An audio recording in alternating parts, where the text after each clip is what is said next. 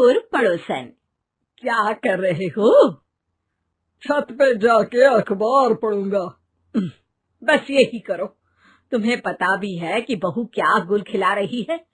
उसने नया Facebook account बना लिया है। रोज 10 फोटो डालती है। हमारे परिवार की तो नाक कटवा देगी ये। और तुमको ये बात कैसे पता चली? अरे पड़ोसन ने बताया। उसकी बहू भी फेसबुक पर है ना, तो उसको पता चल गया। हाँ हाँ, जैसे तुम तो बहुत भोली हो। पड़ोसन रोज सास को उसकी बहू के नाम पर भड़काती थी। आज तो आपकी बहू कह रही थी मुझसे आके कि आप दिन भर खाती रहती है, खा खा के घटोत्कच हो गई है। क्या? उसने मुझे घटोत्कच बोला? अरे वो खुद ना कटी सुपर्णखा है। आप कह रही हो तो सही होगा, लेकिन आप उसको बताना मत कि मैं ये सारी खबरें आपको देती हूँ। शाम को जब बहू पड़ोसन के पास जाती है, आज तो तेरी सास तुझे सुपर्णखा कह रही थी, कल ताड़का भी कह देगी। पता नहीं इतनी अच्छी बहू मिली है, फिर भी वो तुझे राक्षसिनी क्यों समझती है? आप कितनी अच्छी हैं। आप मेरी सास की हर बात मुझे बता देती हो, वरना मुझे पता ही नहीं चलता कि वो मेरी पीठ के पीछे इतनी बुरी बात करती है। चालाक पड़ोसन रोज ही दोनों सास बहू के सामने उन दोनों की ही बुराई करती और चुगली करके बातें बता देती, ताकि दोनों में हमेशा लड़ाई होती रहे। आपने तो बस छत पे बैठ के अखबार पढ़ना है और चाय के घूंट पीना है। बहू की वजह से मुझे तो जहर के घूंट पीने पड़ रहे हैं। कल वो मुझे मोटी घटोत्कच बोल रही थी। तो तुम भी तो उसको नाक कटी सुपर्णखा बोल देती ना? हाँ हाँ, वही बोल दिया मैंने उसे। आप मुझे कितना समझते हो। बहुत अच्छे से। अब मुझे वो ये बात पड़ोसन ने बताई ना? वही तो है आपकी शुभ चिंतक।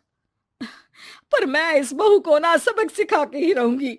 जरूर सिखाना चाहिए, पर आज तुम मेरे साथ शाम को छत पे बैठना, एक तरकीब बताऊंगा।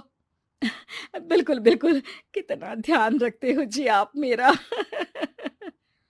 मैं ना सब ध्यान रखता हूँ। शाम को जब सास और ससुर छत पर बैठे होते हैं कि यहाँ खड़ी हो जाओ, यहाँ से ना तुमको पता चल जाएगा कि बहू की अगली चाल क्या है। अच्छा, कैसे? सवाल मत पूछो, जैसा कह रहा हूं वैसा करो। थोड़ी देर में ही छत पे बहू की आवाज आने लगती है। मेरी सास लायक ही नहीं है। मुझे पता होता तो सास बहू की भी कुंडली मिलवा लेती पहले ही। तेरी सास तो मुझे भी पसंद नहीं है। मेरे पास जब भी आती है तेरी बुराई करती रहती है।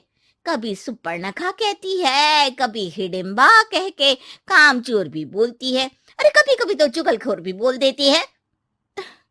काश आप जैसी होती मेरी सास। ऊपर छत पे पड़ोसन और बहू की आवाज सुन के सास के होश उड़ जाते हैं। समझी? जी समझी। सुबह तुम्हारे सामने ये बहू की बुराई करती है और शाम को बहू के सामने तुम्हारी। मतलब आप सिर्फ अखबार नहीं पढ़ते, सारी खबरें भी रखते हैं। अब तो इस पड़ोसन को भी सबक सिखाना पड़ेगा। शाम को सास बहू को जाके पड़ोसन की साजिश के बारे में बता देती है। हाँ, मुझे माफ कर दो माँ जी। तुम भी अपनी माँ जी को माफ कर दो, इन्होंने भी तो तुमको बहुत कुछ कहा है। अरे बस बस, अब ये सोचो कि पड़ोसन को सीधे कैसे करना है। अगले दिन सुबह पड़ोसन सास का इंतजार कर रही होती है, लेकिन वो देखती है कि वहां सास और बहू एक साथ आ जाते हैं। अरे अरे, आज दोनों एक साथ।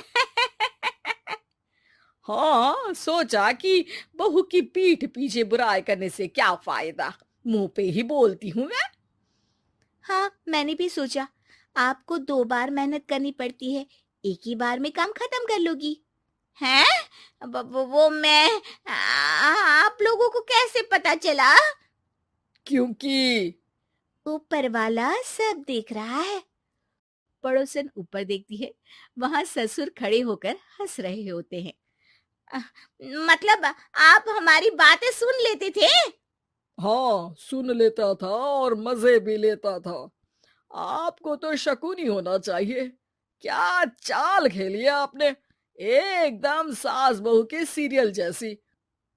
तो बताओ पड़ोसन जी, मेरी बहू ने आपसे अब मेरे बारे में क्या बोला? यही बोला कि सास बहुत अच्छी है, बहुत ध्यान रखती है। अच्छा, और सास ने मेरी क्या बुराई की? नहीं ना की बुराई, हमेशा तारीफ करती है। भगवान सबको ऐसी सास दे। मेरी गलती है जो मैंने आप लोगों में आग लगाने की कोशिश की। पर छत पे लगा हुआ सीसीटीवी यानी कि शर्मा जी सब देख रहे थे। हाँ जी, मुझे माफ कर दीजिए। माफ क्या? आपको तो अब हम साफ ही कर देंगे अपने वालों की लिस्ट से। आज से आपकी और हमारी बात बंद, लेकिन बुराई जारी रहेगी।